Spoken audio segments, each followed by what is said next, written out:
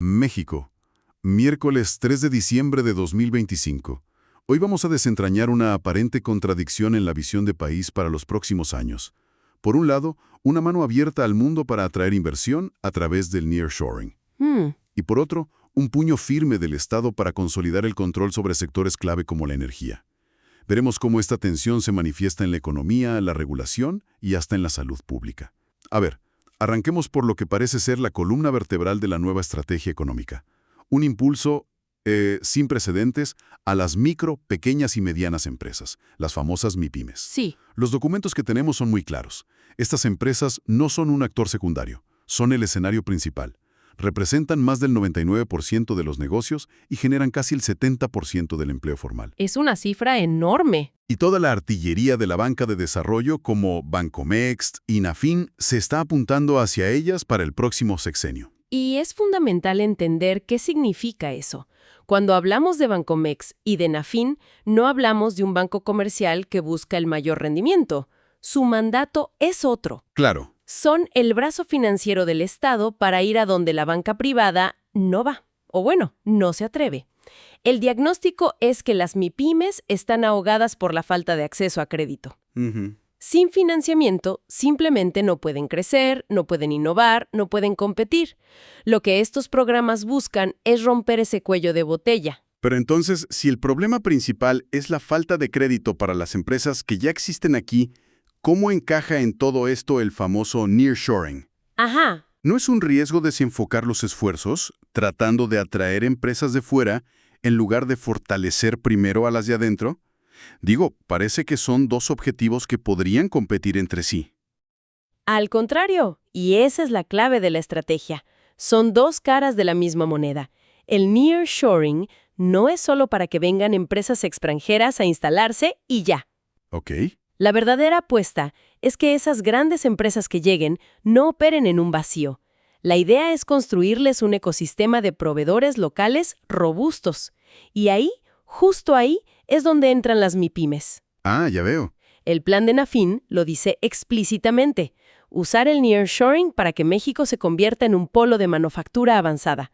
Pero para eso, necesitas una base industrial nacional fuerte. Ladrillos, las tuberías y los cables en el patio trasero para no tener que importarlos. Es la analogía perfecta.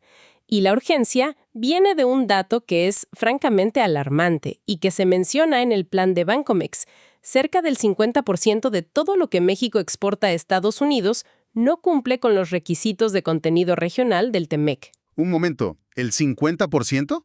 Eso es una cifra enorme. ¿Qué significa eso en términos prácticos? Que la mitad de nuestro motor exportador podría estar en riesgo. Significa que es una vulnerabilidad masiva. Quiere decir que la mitad de nuestros productos de exportación dependen tanto de insumos de otras regiones, principalmente de Asia, que si las reglas de origen del tratado se aplicaran con el máximo rigor.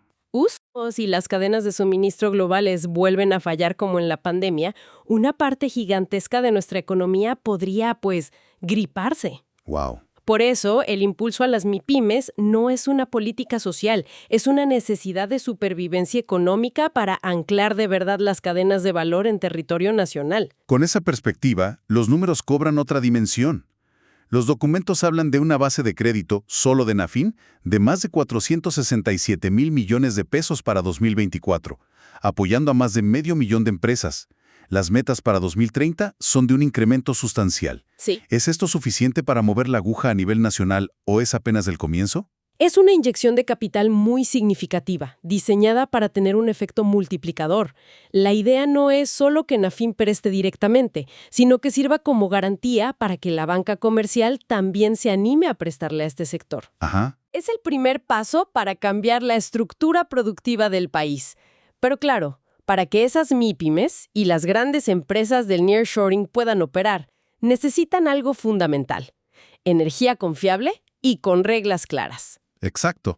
Y es aquí donde la cosa se pone buena, porque el gobierno está moviendo fichas muy importantes en el tablero energético, y no todas parecen apuntar en la misma dirección de apertura. Exacto. Aquí es donde entra de lleno esa tensión que mencionábamos al principio. Por un lado, invitas al capital internacional a venir, pero por otro, parece que estás reforzando el control estatal. Vemos, por ejemplo, nuevas disposiciones para el funcionamiento de petróleos mexicanos. Ujú. Me llama la atención la regulación tan estricta sobre los consejeros independientes. Se les exige notificar de inmediato si dejan de cumplir cualquier requisito. ¿Qué hay detrás de esto? ¿Es simple burocracia o hay una señal más profunda? Es una señal muy profunda sobre gobierno corporativo y sobre todo sobre control estratégico. La idea de un consejero independiente es que sea una voz externa, objetiva, que vele por los intereses de la empresa más allá de la visión del gobierno en turno. Claro. Al reforzar tanto los requisitos y la vigilancia, se busca asegurar que esa independencia sea real, pero siempre dentro de un marco muy definido por el Estado. De hecho, el mismo documento establece que es el Consejo, como un todo, el que debe aprobar la creación o liquidación de cualquier filial. Ok. Y asegurarse de que todo el conglomerado Pemex se alinee con el Plan de Desarrollo Nacional. Es un mensaje claro. La dirección estratégica la marca el Estado. Y esa idea de control y supervisión parece que se extiende más allá de los despachos de Pemex. Ahora vemos a la Comisión Reguladora de Energía exigiendo que para finales de 2025 todos los vehículos que transportan combustibles, Sí, los carrotanques. exacto, los carrotanques, tengan un sistema de GPS obligatorio y un balizado específico. Esto suena a algo sacado de una película de espías, rastreando cada camión de gasolina en el país. ¿Por qué este nivel de control tan granular? Porque lo que parece una medida técnica es en realidad una herramienta de seguridad nacional. El robo de combustible, el llamado huachicoleo, no es un problema menor.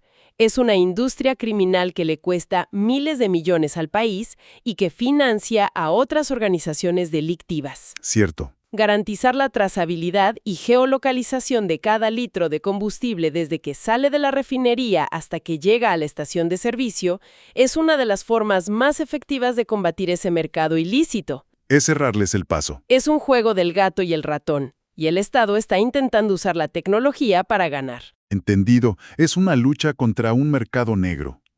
Pero entonces, mientras el Ejecutivo implementa estas medidas de control, el Poder Judicial interviene y, en cierto modo, refuerza esa misma idea de centralización. Ajá. Tenemos el caso de la Suprema Corte de Justicia de la Nación y la controversia constitucional 1-2025. Un municipio en Coahuila, Hidalgo, quería cobrar licencias para construcciones relacionadas con la extracción de gas. Parece algo lógico a nivel local, ¿no? Podría parecerlo, pero la resolución de la Corte es un martillazo sobre la mesa. Declara esos cobros municipales completamente inválidos. Totalmente. Totalmente. Y el argumento es fundamental para entender cómo funciona el sector energético en México. La Corte dice, basándose en los artículos 27 y 73 de la Constitución, que los hidrocarburos y la energía eléctrica son áreas estratégicas de competencia exclusiva de la Federación. Punto. Es decir, que ni los estados ni los municipios pueden meter su cuchara. Exactamente. No pueden legislar, no pueden regular y no pueden imponer impuestos o derechos sobre estas actividades. Este fallo es importantísimo porque sienta un precedente que le dice a cualquier gobierno local del país, el sector energético no es tu cancha.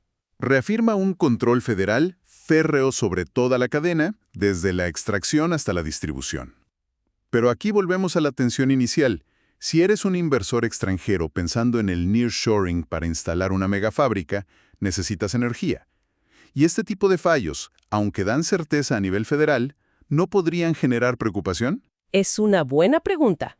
Señalan que el control está muy centralizado y que las reglas del juego las dicta un solo actor, la federación, lo que podría percibirse como una menor flexibilidad. Esa es precisamente la gran interrogante. Por un lado, para un inversor, tener una sola ventanilla y reglas claras a nivel nacional puede ser positivo. Claro. Evita tener que negociar con 2,000 municipios diferentes. Pero, por otro lado, sí, concentra un poder inmenso en el gobierno federal, lo que puede ser visto como un riesgo si la política energética cambia de un momento a otro. Es el equilibrio delicado entre certeza jurídica y soberanía energética. De acuerdo. Tenemos entonces este panorama macroeconómico, un tira y afloja entre atraer capital global y afirmar la soberanía nacional. Pero, ¿cómo se refleja esto en el día a día, en el bienestar de la gente? Demos un vistazo al sector salud, porque también ahí se están tomando decisiones que siguen una lógica similar. Sí, Se está actualizando el Compendio Nacional de Insumos para la Salud. que para que la gente entienda es como el menú oficial a partir del cual todo el sistema de salud público puede ordenar sus medicamentos y equipos. Y las nuevas adiciones a este menú son muy, muy reveladoras. Si vemos nombres como Durvalumab y Blinatumomab, no son medicinas comunes, son tratamientos oncológicos de última generación. Anticuerpos monoclonales para cánceres muy específicos y agresivos, Correcto. como ciertos tipos de cáncer de pulmón o leucemia. Incluirlos en el catálogo público es una decisión mayúscula. ¿Qué nos dice esto? Nos dice que hay una decisión política de alto nivel de incorporar la vanguardia terapéutica al arsenal del sector público. Estos son fármacos biotecnológicos de un costo altísimo. Carísimos, me imagino. Incluirlos significa un compromiso presupuestario enorme y una apuesta por ofrecer tratamientos que hasta hace poco eran casi exclusivos del sector privado o de sistemas de salud de países muy ricos. El nivel de detalle en el compendio es tal que se especifican dosis, vías de administración e incluso los efectos adversos esperados. Es una política de salud pública muy ambiciosa. Y no se detienen los fármacos. La actualización también incluye equipos médicos avanzados como un filtro de hemoperfusión extracorpóreo y marcapasos temporales de última generación. Esto habla de una modernización tecnológica integral, no solo de comprar pastillas más nuevas. Así es una estrategia doble, actualizar el software, que serían los medicamentos, y el hardware, que es el equipo médico. Pero una cosa es ponerlo en el catálogo nacional y otra muy distinta es que llegue al paciente en una clínica rural. ¿Cómo se cierra esa brecha? Justo a eso iba. Tenemos un ejemplo concreto de cómo esta estrategia federal aterriza en los estados. Un convenio de colaboración entre el IMSS Bienestar y el gobierno de Yucatán para operar el programa Fortalecimiento a la Atención Médica. Ok, Aquí ya no hablamos de teoría, sino de dinero y personal en movimiento. correcto. Este convenio es la materialización de la política. Vemos cómo se transfieren recursos federales para fines muy específicos. Por ejemplo, un anexo detalla más de 22 millones de pesos destinados exclusivamente a la contratación de personal, como médicos y enfermeras, Ah, mira. para formar brigadas de salud que recorran el estado, y otros 4 millones en subsidios. Es el modelo federalizado en acción. La estrategia se dicta desde el centro y se financia y opera en colaboración con los estados para asegurar que se implemente de manera uniforme en todo el territorio. De nuevo, vemos un patrón de dirección y control centralizado, incluso en la política social. Entonces, si unimos todas las piezas, el rompecabezas que se forma es fascinante. Por un lado, un discurso económico de apertura, de integración a las cadenas globales, con el nearshoring, apostando por las MIPES para fortalecer el mercado interno. Ujú. Pero por otro lado, y de forma paralela, vemos un esfuerzo constante, a través de regulaciones en Pemex, control tecnológico en el transporte de combustibles y fallos judiciales de la Corte Suprema, por consolidar un control federal férreo sobre sectores estratégicos, con la energía a la cabeza. Sí. Y esa misma lógica de centralización se replica en la implementación de políticas de salud. Exactamente. El panorama completo revela dos grandes motores que impulsan al país, pero que no siempre giran en la misma dirección. El motor del nearshoring y la integración económica global requiere flexibilidad, competencia, reglas del juego estables y, sobre todo, energía abundante y a precios competitivos. Claro. Los inversores internacionales que consideran a México analizan la certeza jurídica por encima de casi todo. Y el otro motor, el de la soberanía y el control estatal, busca garantizar que los recursos estratégicos del país sirvan a un proyecto nacional, con una dirección centralizada.